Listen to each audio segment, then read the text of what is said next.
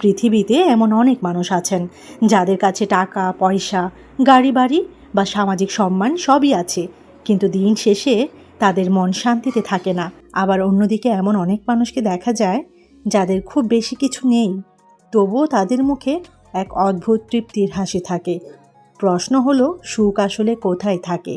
আধুনিক মনোবিজ্ঞান এবং প্রাচীন দর্শনের দিকে তাকালে দেখা যায় কিছু কিছু নির্দিষ্ট মানসিক স্বভাব এবং অভ্যাস মানুষকে চিরতরে অসুখী করে রাখে।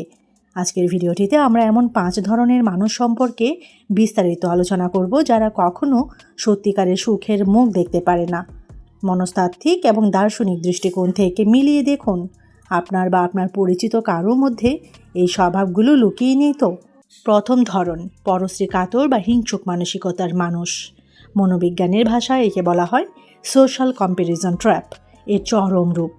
এরা নিজের জীবনের ভালো জিনিসগুলো উপভোগ করার চেয়ে অন্যের ভালো দেখে বেশি কষ্ট পায়। প্রাচীন দর্শনে চাণক্য বলেছিলেন, হিংসুক মানুষ জীবিত থেকেও মৃত, কারণ সে প্রতিদিন অন্যের সুখে ভেতরে ভেতরে দগ্ধ হয়। এরা কখনো সুখী হতে পারে না, কারণ এদের দৃষ্টিভঙ্গি সবসময় অভাবের দিকে থাকে। অন্যের নতুন বাড়ি, নতুন গাড়ি বা সাফল্য দেখলে এদের মনে আনন্দ আসার বদলে এক প্রকার ক্ষোভের জন্ম নেয়। তারা ভুলে যায় অন্যের আলো কেড়ে নিলে নিজের অন্ধকার দূর হয় না। দ্বিতীয় ধরনের মানুষ, অতিরিক্ত অতীত কেন্দ্রিক এবং পশ্চাত্তাপগ্রস্ত মানুষ। মনোবিজ্ঞানীদের মতে আপনি যখন অতীত নিয়ে অতিরিক্ত চিন্তা করেন, তখন আপনার মস্তিষ্ক বিষণ্ণতা, ডিপ্রেশন তৈরি করে। অতীত একটি বন্ধ হয়ে যাওয়া বইয়ের মতো, একে পড়া যায় কিন্তু এতে নতুন কিছু লেখা যায় না। যে মানুষ অতীতকে ক্ষমা করতে পারে না এবং সামনে তাকাতে পারে না, সুখ তার কাছ থেকে বহু দূরে অবস্থান করে। তৃতীয় ধরনের মানুষ, অপ্রাপ্তি এবং লোভে অন্ধ মানুষ। লোভ মানুষকে কখনোই তৃপ্ত হতে দেয় না। মহাত্মা গান্ধী বলেছিলেন, পৃথিবীতে সবার প্রয়োজনের জন্য যথেষ্ট সম্পদ আছে, কিন্তু লোভ মেটানোর মতো সম্পদ নেই। এই ধরনের মানুষ এক লক্ষ্য পূরণ হলেই অন্য লক্ষ্যের পেছনে ছুটতে শুরু করে, কিন্তু অর্জনের আনন্দ উপভোগ করার জন্য এক মুহূর্ত থামে না। তাদের কাছে যথেষ্ট বলে কোনো শব্দ নেই, আর যেখানে সন্তুষ্টি বা কন্টেন্টমেন্ট নেই, সেখানে মনের শান্তি বা সুখ কখনোই প্রবেশ করতে পারে না।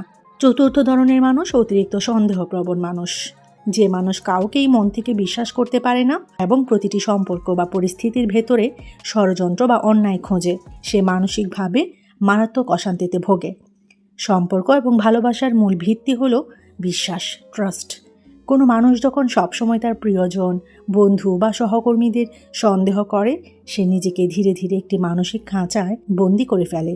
একাকিত্ব এবং ভালোবাসার অভাব তাদের জীবনকে তিলে তিলে বিষাক্ত করে তোলে। পঞ্চম ধরনের মানুষ, সবসময় নিজেকে অন্যের সাথে তুলনা করা মানুষ। আমরা এমন এক যুগে বাস করছি যেখানে সামাজিক মাধ্যমে সবাই তাদের জীবনের সেরা অংশটুকু প্রদর্শন করে, আর কিছু মানুষ এই কৃত্রিম দৃশ্যের সাথে নিজেদের বাস্তব জীবনকে তুলনা করে হতাশ হয়ে পড়ে। প্রত্যেক মানুষের জীবনের যাত্রাপথ আলাদা। আপনার জীবন, সময় এবং পরিস্থিতি অন্যের সাথে কখনোই মিলবে না। যে ব্যক্তি নিজের শক্তি এবং অবস্থানকে মেনে না নিয়ে ক্রমাগত অন্যের সাথে নিজের তুলনা করে, সে নিজের আত্মসম্মান হারায় এবং নিজের সুখ নিজেই ধ্বংস করে। গবেষণা বলে, সুখ কোনো বাইরে থেকে আসা জিনিস নয়, এটি আমাদের ভেতরের মানসিক অভ্যাসের ফসল। একটি কথা রয়েছে, আপনি যা খুঁজছেন তা আপনাকেই খুঁজছে। কিন্তু আপনি যদি হিংসা, লোভ, সন্দেহ এবং অতীতকে আঁকড়ে ধরে থাকেন, তবে সুখ কখনো আপনার দরজায় কড়া নাড়বে না। সুখী হতে চাইলে আজই এই 5টি অভ্যাস থেকে নিজেকে মুক্ত করার চেষ্টা করুন। সন্তুষ্ট থাকতে শিখুন, মানুষকে ক্ষমা করতে শিখুন এবং নিজের জীবনের প্রতি কৃতজ্ঞ থাকুন। আজকের এই 5টি স্বভাবের মধ্যে কোনটি আপনার জীবন থেকে বাদ দেওয়া সবচেয়ে জরুরি মনে করছেন? কমেন্ট করে অবশ্যই আমাকে লিখে জানাবেন। ভিডিওর এই সেগমেন্টে আরও বেশ কিছু ইন্টারেস্টিং ইনফরমেশন আপনাদের সাথে শেয়ার করব। সুখ, হতাশা দূরীকরণ এবং আত্ম উন্নয়ন নিয়ে ডক্টর এপিজে আব্দুল কালাম স্যারের বিখ্যাত এবং অনুপ্রেরণাদায়ক 20টি উক্তি আপনাদের সাথে শেয়ার করব। একে একে শেয়ার করব, কানেক্টেড থাকুন ভিডিওটি শেষ পর্যন্ত। স্বপ্নে দেখা জিনিস সত্যি করার আগে আপনাকে স্বপ্ন দেখতে হবে। তুমি যদি সূর্যের মতো জ্বলতে চাও, তবে আগে তোমাকে সূর্যের মতোই পড়তে হবে।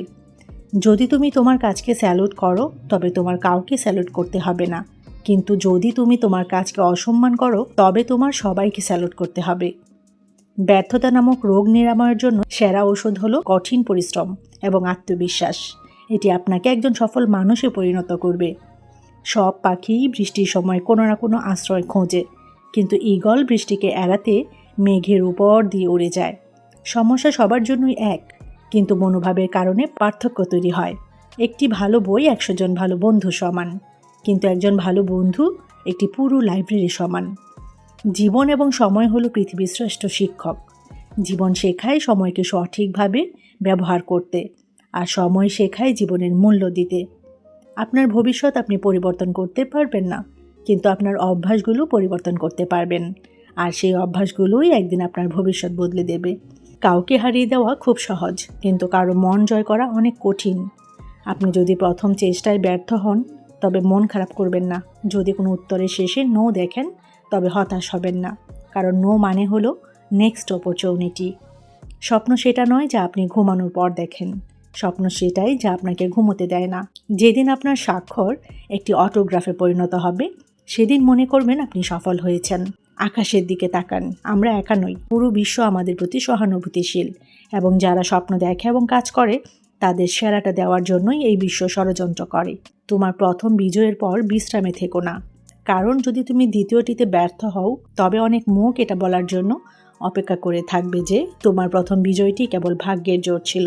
সমস্যা আমাদের ধ্বংস করতে আসে না, বরং সমস্যা আসে আমাদের ভেতরে লুকিয়ে থাকা ক্ষমতা এবং সম্ভাবনাকে জাগিয়ে তুলতে। বিজয়ী হওয়ার সেরা উপায় হলো বিজয়ী হওয়ার মানসিকতা নিয়ে তৈরি হওয়া এবং পরাজয়কে মেনে নেওয়ার ভয় থেকে মুক্ত হওয়া।